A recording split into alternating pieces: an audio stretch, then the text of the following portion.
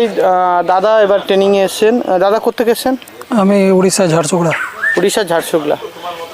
3 দিন তো ট্রেনিং হলো, 2 দিন থিওরি হলো, 1 দিন আজকে প্র্যাকটিক্যাল হলো। কেমন লাগলো আপনার?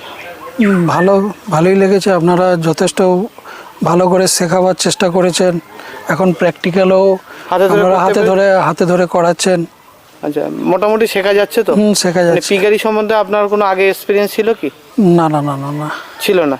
তো এখন নতুনভাবে করবেন তো নাকি এখান থেকে? হ্যাঁ, অবশ্যই গিয়ে করব। তার জন্যই তো জিনিসটা শিখতে এসেছি। যে মেডিসিন ক্লাস চললো এবং সঙ্গে সঙ্গে যে প্র্যাকটিক্যালগুলো হচ্ছে সেগুলো অনেকটা বোঝা যাচ্ছে তো, ক্লিয়ার হচ্ছে তো?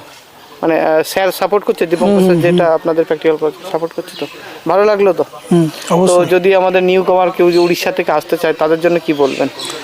আমি বলবো ফার্মটা শুরু করার আগে অবশ্যই ট্রেনিংটা তো নেওয়া উচিত, ABCDটা শেখা উচিত।